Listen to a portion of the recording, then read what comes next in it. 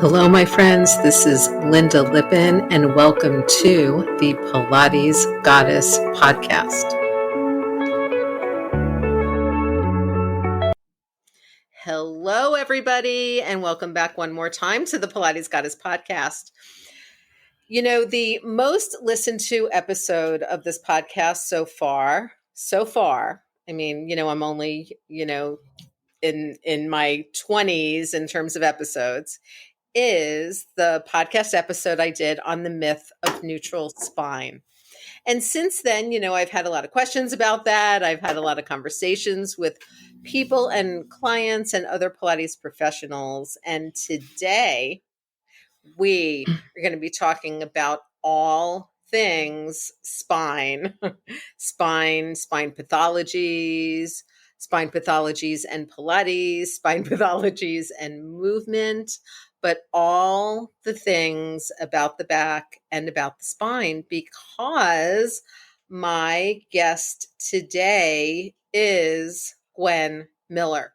Now, if you don't know Gwen has been a Pilates teacher for over 20 years. She is also a personal trainer. She is Czech certified. She is yoga certified. She is yoga therapy certified.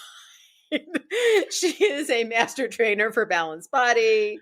She does all the things. And Gwen also is the author of the upcoming, you can actually pre-order it now, coming out in May, book called Safe Movement for All Spines, a guide to spinal anatomy and how to work with 21 spine and hip conditions. And, Gwen, this is something that, I hear questions about all the time in pretty much every online forum that I'm in. So well done on that one, because Pilates teachers and clients need this information. Now, Gwen started really looking at fitness when she was 40 and got up one day at 225 pounds and decided that she needed something to change in her life. She was having back pain. She was feeling sluggish. She just wasn't feeling good. She joined a gym, started a weight loss program. It took a year and a half, because these things do not take a month. Okay. I don't care what they tell you. I don't care how many shakes you're drinking. It takes a while. And exercised every day and suddenly felt a lot better. But at that same time, Gwen was also diagnosed with degenerative disc and degenerative joint disease, partly as a result of the obesity and the compression in the spine from the obesity.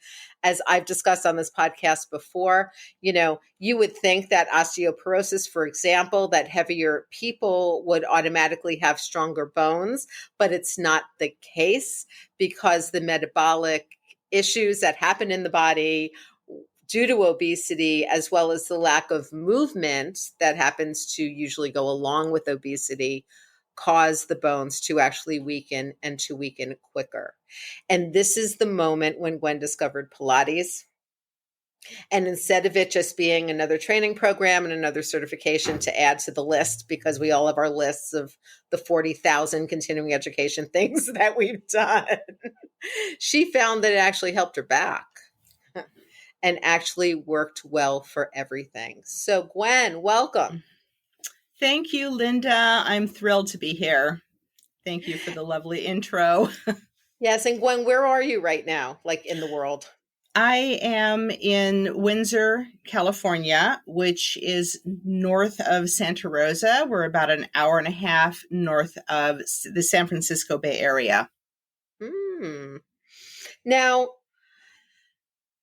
talk to me a little bit about what was going on with your spine when you started doing Pilates.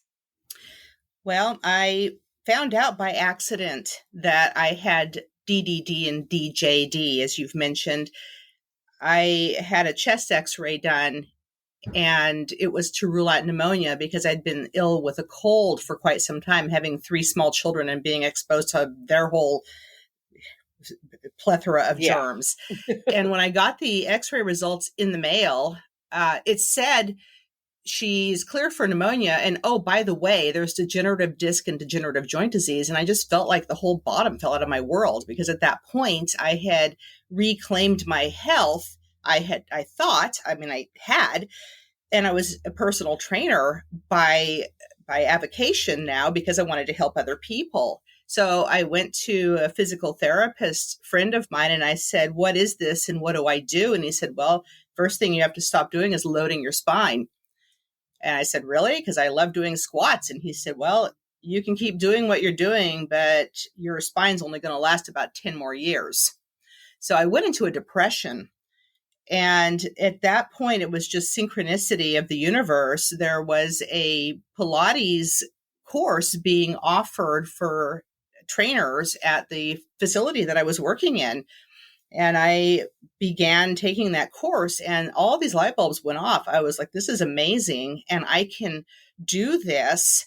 And it's also decompressing my spine via the positions that we normally started in the beginner repertoire. It's supine. And so that's right away decompression from gravity in our spine as we're becoming stronger.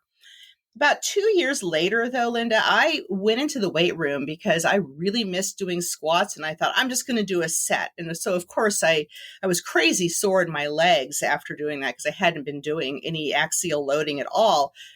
But the news flash here is that I felt my core when I was doing those squats. I had never felt that before. And I was a personal trainer. I was a Czech practitioner and still am.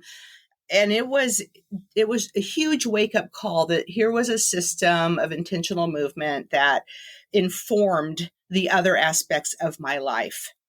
Right. That's what I always say. I say Pilates is cross-training for life. Pilates is cross-training for whatever else you need to do. And even though, I too have had that advice from physical therapists and doctors in the past, because I also have degenerative disc and vertebrae.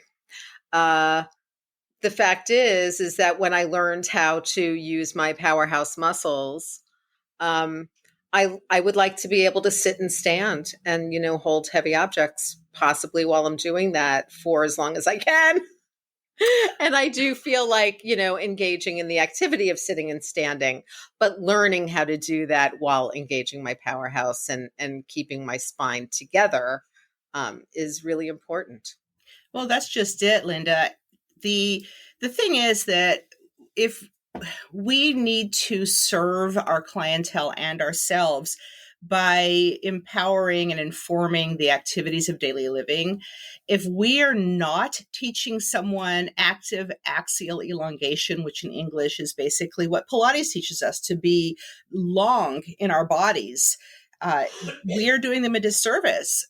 I'm just completing a module for my advanced students on hypermobility. And it's like, well, the advice there is let's always go light. Let's never load them. Let's keep them inside of mid-range. It doesn't work for life. It's like, how can you pick up a gallon of milk, which weighs 8 pounds, if you're not training for that? Right? How can you never rotate again? How can you never flex again? It's just not reasonable to mummify someone and say, you shall never do any flexion in your spine ever again, and you're always only going to do a hip hinge. I mean, basically, we're turning people into stiff robots. What we really need to do is figure out with that person, how can we teach them to become stronger for their movement patterns? And of course, appropriately load. And that takes progression. Right.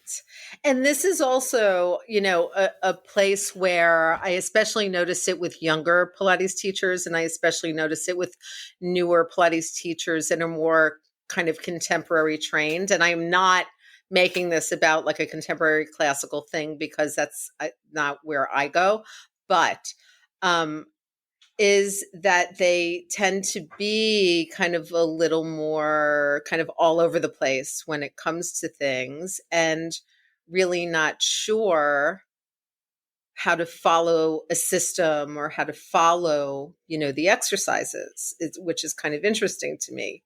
And that's where you get these questions. I mean, I am very hypermobile, but it always struck me that strengthening the muscles around the joints that are hypermobile would therefore be very useful. Yes. Right? Well, and there's more to it than that, as I'm sure you know, that actually weight provides proprioception. Weight provides information that may not be as readily available to a person in a hypermobile body. And I'm not hypermobile. So everything I've learned about hypermobility is from hypermobile people and research. So just a disclaimer right there. So but if you're loading a joint, you're actually going to be hopefully in a good position for the person, bring that joint into more congruency so that the mechanoreceptors in the joint are going to know what to do.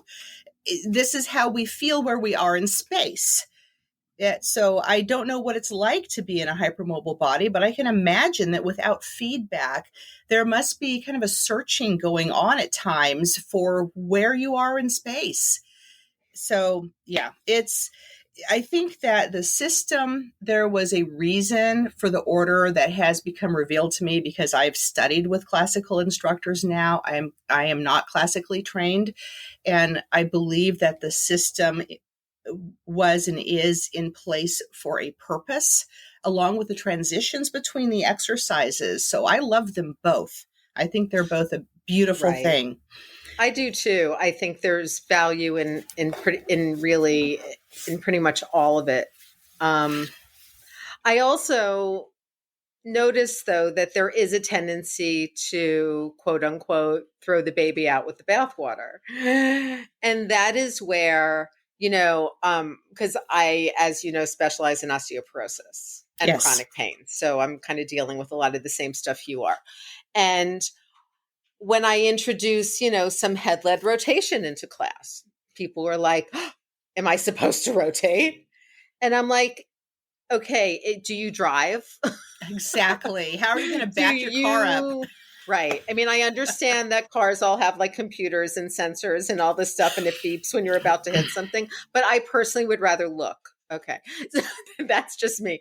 I'm like, do you ever want to look over your shoulder at something? Like, because that's rotation. And yes, you don't have to force rotation, but safe head-led rotation is perfectly appropriate as long as you're long, as long as you're lifted and elongated. The same thing with dealing with loaded flexion versus unloaded flexion. I'm like, no, there are actually places where you are unloaded and you can do a little flexion, like when you're on all fours. Exactly. All fine.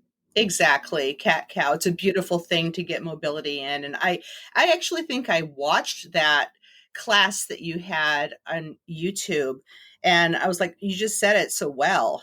I was like, brilliant. Of course, this is a perfect example of where we can safely move in a lifetime movement. We cannot just mummify people and stiffen people. Like Joseph Pilates said, right, you're only as old as your spine. And I think what happens with a lot of people that get a diagnosis and then they get the cookie cutter kind of don't do this, don't do that sheet from whomever their medical person is, those are great starting points.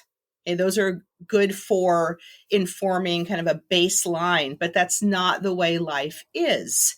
So I think that people become afraid of movement. And that's what we need to inform.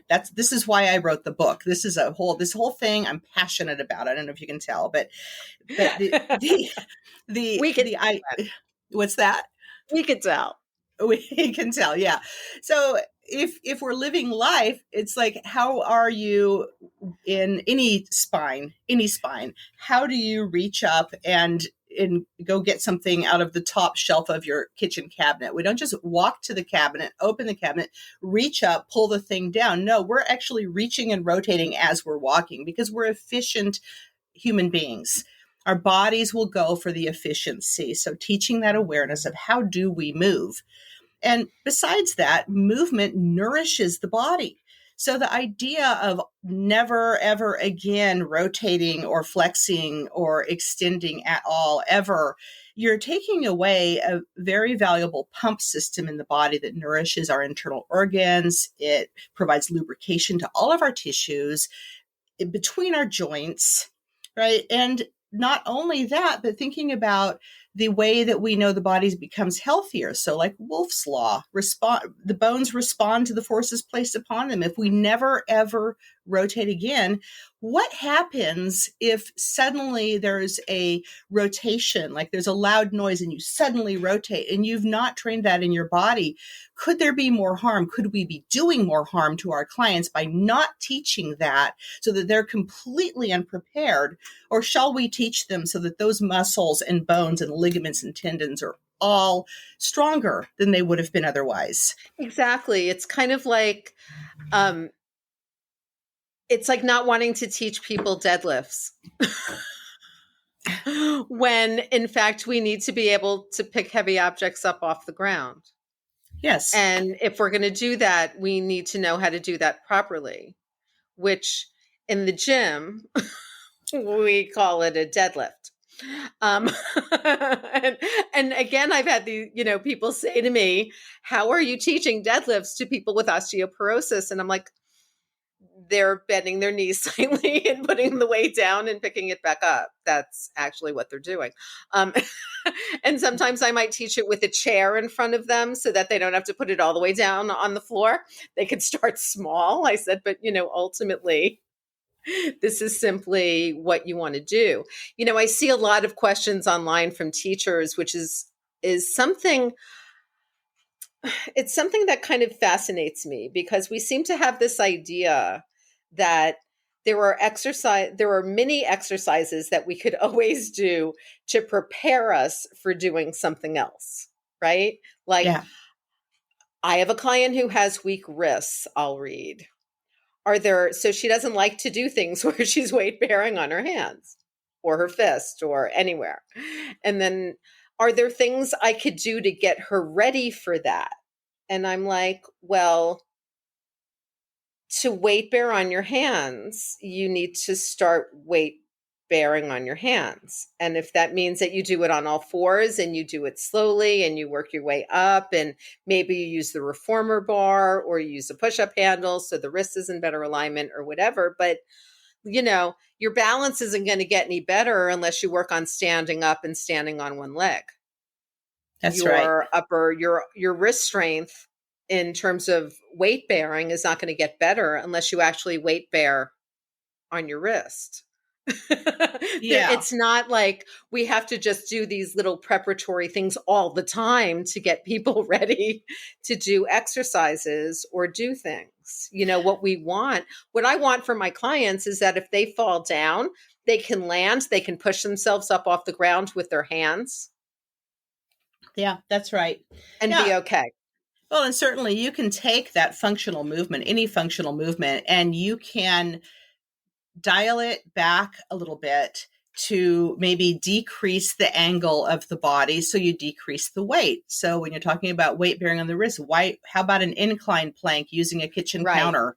Or a wall plank, or exactly. a chair plank, or this is how I grade it. Like, start in the wall, start to walk your feet back, come to the kitchen counter, come to your chair, So it really is Pilates meets functional movement, because that's the point of Pilates. We are training Pilates so that our clients and ourselves can have a better quality of life. Because once you have that feeling in your body, and this is the feeling that I had when I got into shape, was a feeling of freedom. Like I didn't have to think about my body anymore. When you don't have, when you have pain, and when you're afraid of moving and you don't understand what's going on, you have to think about your body and everything that you do. And that's a lot of mind share, and it's a lot of energy. And once you can transcend that, there's a feeling of freedom and joy that returns to life. Literally. Return to life. Wow. Where did we get that from? Who knows? I don't know. I think I might have heard of a book with that title at some point. Oh, that's funny. But what I also find interesting too is that then you have, on the other side, the group that's like, well, clients should just be able to do these things, right? Because, all I've seen in my Pilates training is all of these bodies who can do these things. And, it's again paying attention to the individual and the individual human and what they can do. Like I, for example, I was going through a pretty big health crisis not this past summer, but the summer before. And I ended up going for a full spine MRI, which was very illuminating. But one of the things that it illuminated was this really huge and obvious degeneration that I have at like C5. I mean, we're talking, it goes in like a right angle. I was like, wow. And then suddenly, Gwen, I was like, oh, so that's why rolling and in any inversions, other than like bridging where I'm reaching my knees away, but any kind of rolling, short spine, like any of that, would always cause my neck to ache.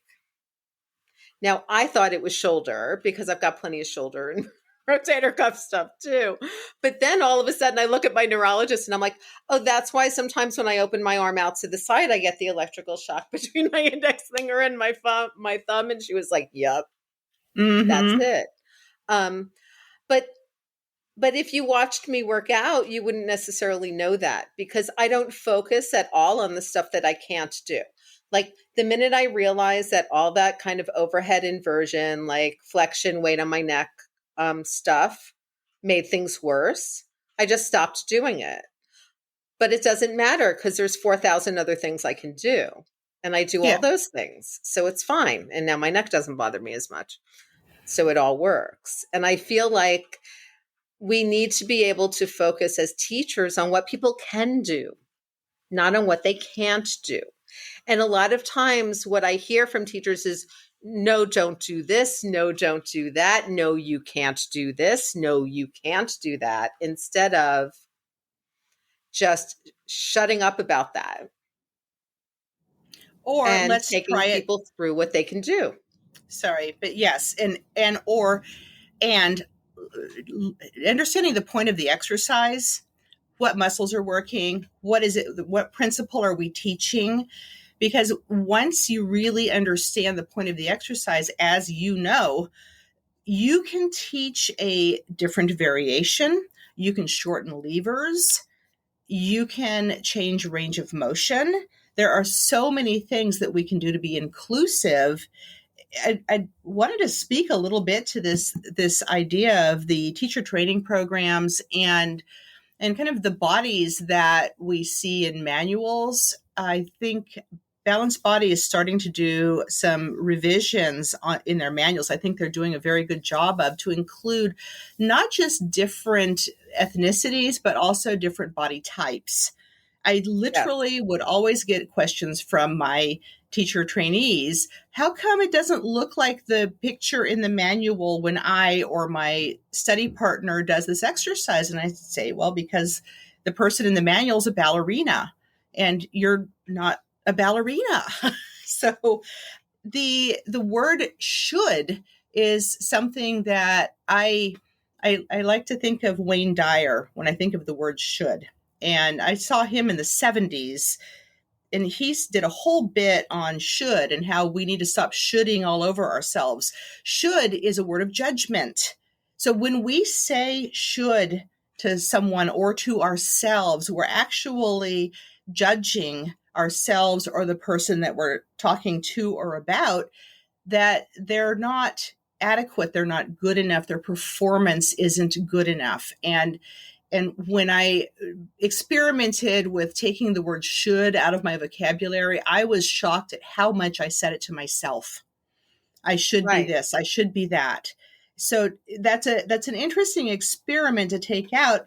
And again, then we circle back to kind of when we're teaching, what are we teaching?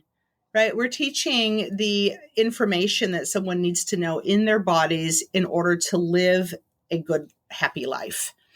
Right? A physically fit life.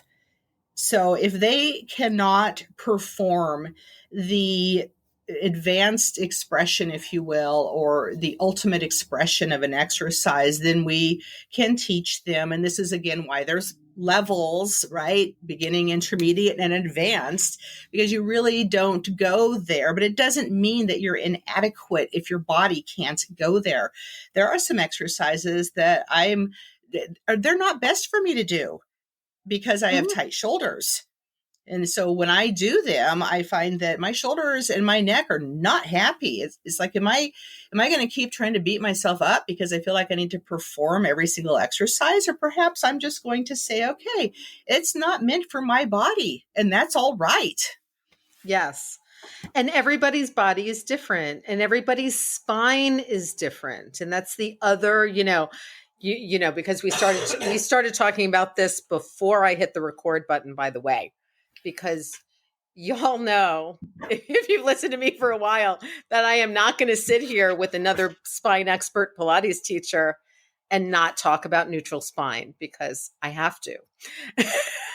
Because once again, every single time I am in a Facebook group and a question comes up about the back, the blanket response is always, oh, just put them in neutral spine. They should be in neutral spine. And, Gwen, number one, half of our spine is attached to our rib cage. And last I knew, the ribs move every time we breathe. So there's movement going, and that's whether we're awake or asleep. So your spine's always moving. There's always movement, right? Right. Number two, everyone's spine curve is different. And frankly, there are some people who's neutral if they have a severe scoliosis or a severe spondylosis, or some other things we can think about, that neutral is actually not good for them, not the best, not the most optimal spine position for those people, right? I mean, Right. a defined neutral, which I don't think exists. And then, of course, you take a newer teacher or a newer trainer and you hand them a blanket definition of neutral spine, which again, we talk about different body sizes. If a ballerina lays on the mat, you're going to see a little bit more of the curve of his or her spine, right? Or their spine. Simply because of body size and body shape. Okay. But I usually weigh somewhere between like 165 and 180. That's kind of my happy weight place. And when I lie down on my back, you don't see the curve under my spine. Now, does that mean I don't have one? No, it doesn't, because I can tell when my sacrum's heavy or I'm shifting weight into my lumbar spine. But you wouldn't necessarily look at me on that mat or on that reformer or on that Cadillac and see that difference unless I was standing. And this is a piece that a lot of teachers, I think, miss, right? So then we get things like my friend Danielle, who went to her chain Pilates studio and was told that her spine, her lower back should be lifted an inch or two off the mat all the time. And that was neutral, which then led to an exacerbation of a 12-year-old tailbone condition because she was in an anterior pelvic tilt all the time. Yeah. So she was balancing on her tailbone, basically. Well, right. This idea of neutral spine, there is no universal neutral spine. It just doesn't exist, as you're saying. Now, if we look at different body types, certainly, I'm kind of living in the same weight range as you are, being, 60, whatever I am. And so when I lay down on my reformer, I can feel that my lumbar is not pressed into the mat. Now, that's another thing I hear a lot too, is that there's this idea of imprinting. Now, yes, some exercises we need to not lift up, like say, for example, double leg stretch. You're lowering both legs. We do not want the lumbar to be lifting, right? Because of the shear forces on the spine. But I've had people come in to see me that have issues in their SI joints and sciatica that were told to imprint like for the rest of their life in every exercise. And it's kind of the same thing as being told to maintain a neutral spine, balancing on your tailbone. If you look at the anatomy, you're looking at the sacrum and you're looking at the sacral slope, and the sacral slope determines lumbar lordosis. And the appearance from the outside of whether someone is hyperlordotic or not depends so much on their soft tissue.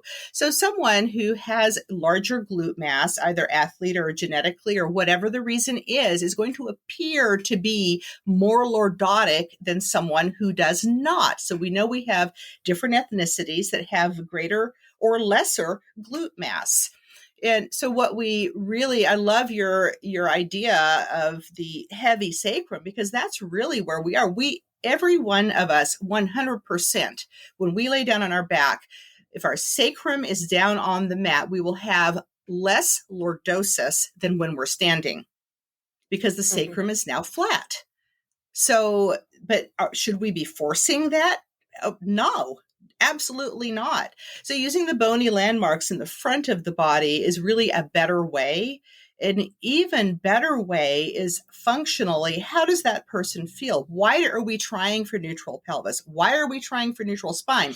It's because the position that the bones are in determine where the origin and insertion of the muscles are that are attached to them and how well they're going to work.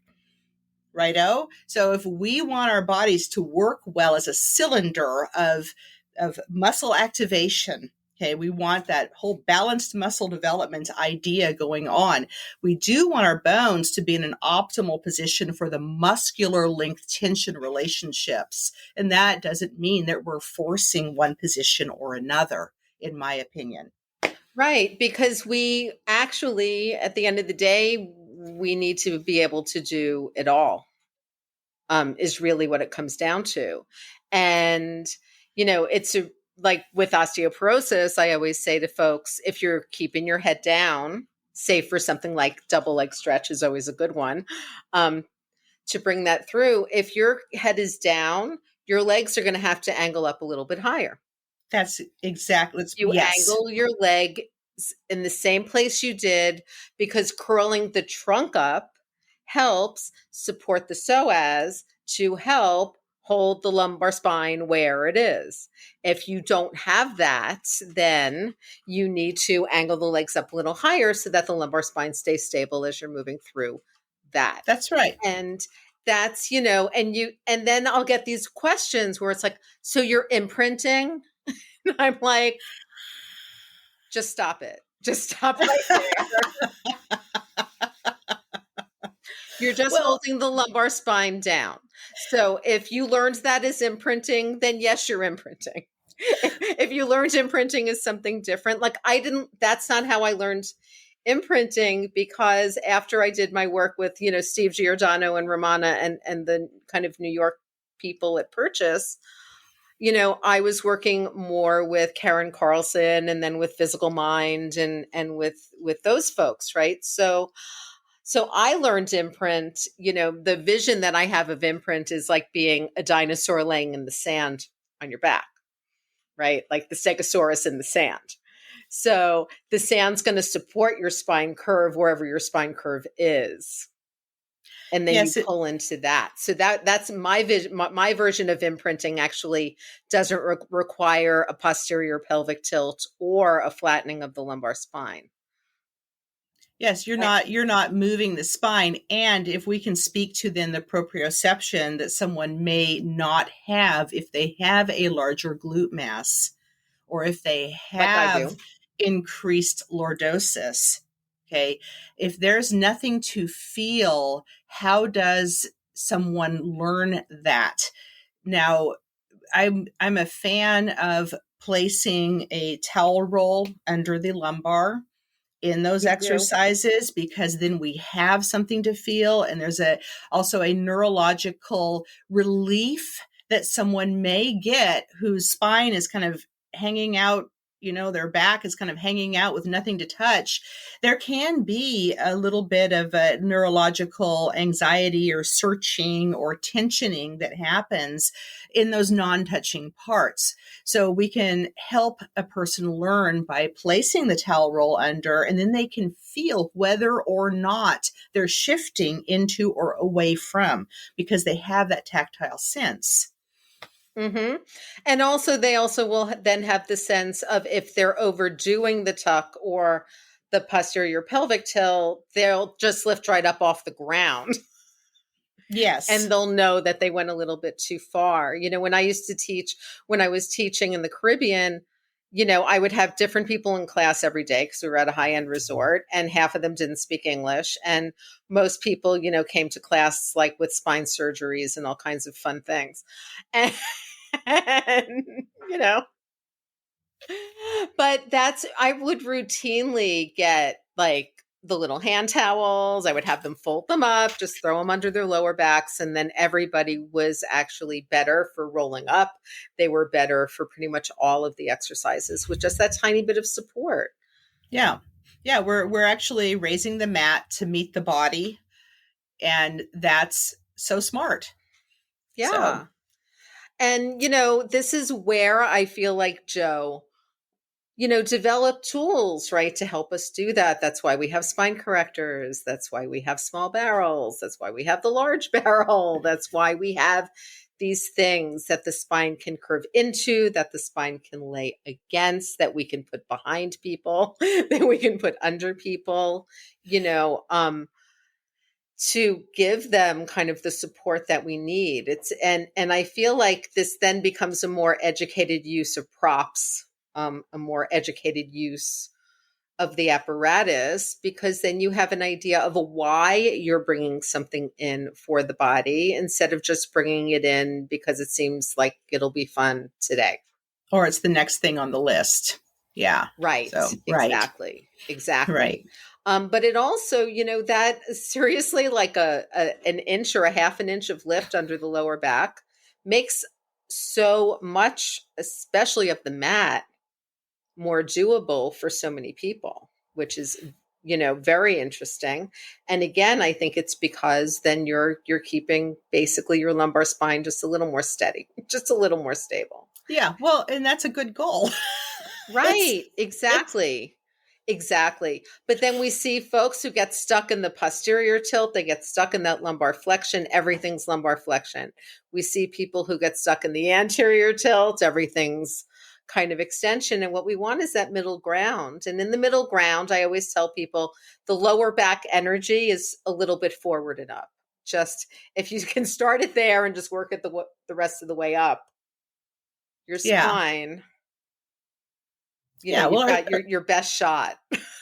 Yeah, our spines are meant to move. And of course, there are spinal pathologies where we want to have the person living in a little bit the anterior side of neutral, quote unquote, neutral. And there are some where we want someone to learn to live more in the posterior side of our quote unquote neutral. Sure, with a stenosis or something like that. But yeah, but there's also the question of what are they feeling in their body? So if someone is living, for example, we'll just take anterior pelvic tilt. If someone's living in an anterior pelvic tilt, bringing them to where the ASIS pubic bone are vertically aligned while they're standing is probably going to feel like they're tucking, and they're not. The proprioception has changed. They're getting different information. So that's why using tools like a mirror can be so helpful, as we know. I think that when we're working with our clientele, we're always working with the body in front of us. And this is why when we're looking at the apparatus that Joseph Pilates invented and created, why do we have a barrel named the Clara barrel? Because he made it for Clara. It's not that it was just now this is the thing and this is everybody has to fit on this, right? So we're making our adjustments for the body in front of us. And then also I think it's important to communicate, how is this movement going to help you in your real life? That's right. This is why I wrote the book. And I think it's also important for us to ask our clients those things. What is it that you want to be able to do? What is it that's really important to you? I have a client who, I might see him once a year, like seriously. But when we started, I saw him, for like twice a week for a number of weeks so he could really, get it in his body. Now, attorney, very tall, avid golfer, commuter from suburbs to Manhattan. Okay. So, which I think is an important note, and wishes to continue to play golf with stenosis and posterior disc herniations. Oh, goody. Right? So now you've got two So much conflicting fun. diagnoses. Yeah. Exactly. Exactly. Because everyone's like, okay, I could totally deal with the posterior disc herniation because he could just be on his stomach a lot and do extension.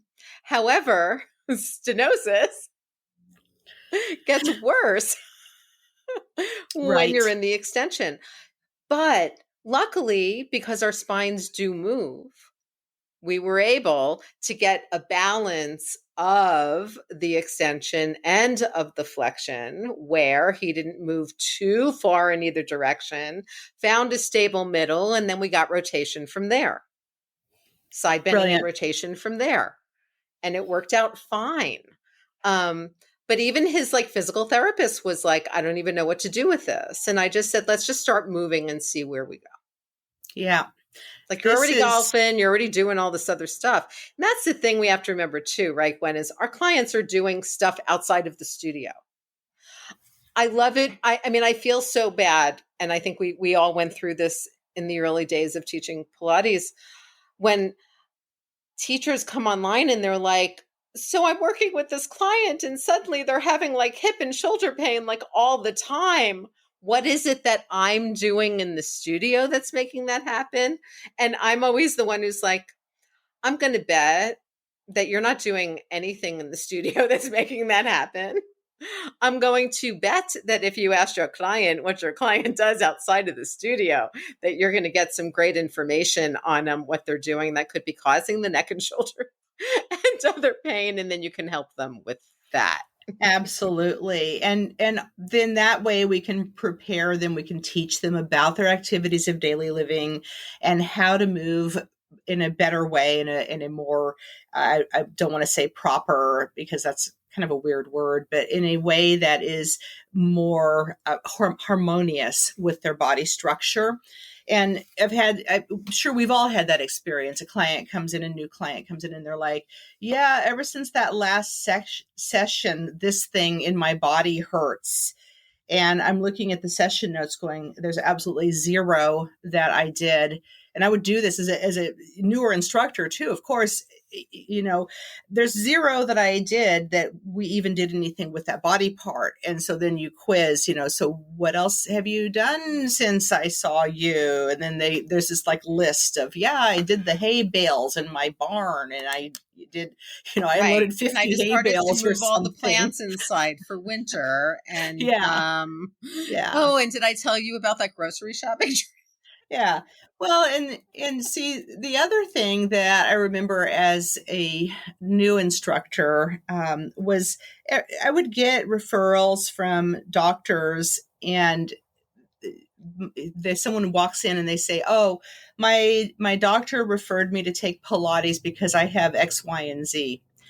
And of course, I would then go do the research, as we all do, and figure out, okay, that means this movement and that movement, and we need to make sure we don't do this and all that. And it's really more about contraindications and what I had my students asking for and what I have done with the book is like, take all of that. Like, you don't have to do that research anymore. You can, but you can look at these contraindications for each of these cases. But it's more than that. It's like you said earlier, Lynda, it's not just about what we can't do. It's like, what can we do?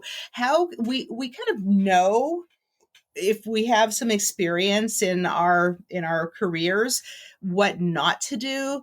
It's nice to get the affirmation and to have some guidelines about how can we help the person be better. Because if we're only looking at what we can't do, we're essentially bubble wrapping them. It's like, okay, you're in here, you're hypermobile, and you've got cervical stenosis and disc degeneration. Okay, I'm going to mummify you in bubble wrap. And Right. you're never moving again. That just doesn't, that's not Okay. And you Not guys okay. listening can't watch us, but like Gwen and I are moving all over the place. I have all the things she just talked about. I'm like stretching, I'm moving my arms, she's moving around. We are just moving because moving is good. Now, Gwen, you are offering my listeners a 25% discount on your dynamic spine course. So if you guys are wondering how you can learn, like really learn, dig deep on all of this from Gwen herself, it is through her dynamic spine course, which is a longer term course. It's a hybrid course. Yes, it's a mix of live Yes, and online. Um, and normally, I believe that course is close to $2,000. that's So a right. 25% discount is a huge discount. And I thank you for that. The code you will use for that is PilatesGoddess. And the links and the code are in the show notes so that you can easily go there and see it. And I really encourage you guys to pre-order Gwen's book. It's under $20 for the ebook. It's already available on Amazon for pre-order. Of course, I will be putting the link to the book and to all things Gwen in the notes for the show. Gwen, what's the best place for people to reach you if they want to get in touch with you? Do you have a preferred social DM that you check all the time? Do you prefer email? How is it that you like to get? I'm on Facebook as Gwen Miller, and I have an email that's gwenamy@sonic.net. And you can also DM me through Facebook. I think that's how Great. we got connected, Lynda. Yeah, that's how you and I chat. So Yeah. it works. There's also contact resources, contact pathways through my website, gwenmillerstudio.com. And we'll have links to all of your social and your website and all of those things in the show notes. So they'll just be there for folks to use and get in touch with you. So thank you, Gwen. Well, thank you, Lynda. We're almost done here, and I've been having so much fun talking with you. I know. Time's flown. We might even have to do this again. Oh, darn. Yeah, let's do. Maybe next time we'll have to pick like a specific other thing. Like maybe we can think about hips on the next one. Exactly. We could talk about hips and hip replacements and hip arthritis and all the fun hip things. So everybody, thank you so much once again for listening. If you love the podcast, please share it with your friends. And please go to Spotify or to iTunes or Apple Podcasts and leave a rating and a written review. Even if you do not listen to the podcast on Apple, the review on Apple Podcasts is super important. And Apple makes that a little more difficult now. You kind of have to go in through the app and do it that way. You can no longer do it through the website, which I'm not sure why, but whatever. So if you would go do that, that would be great. And I will talk to you guys next time. Bye. Thank you so much for listening to the Pilates Goddess podcast. Music brought to you by Nerd Salad. Please leave a review on Apple Podcasts, especially if you liked it. And please like, share, and subscribe wherever you listen to your podcasts. Thanks.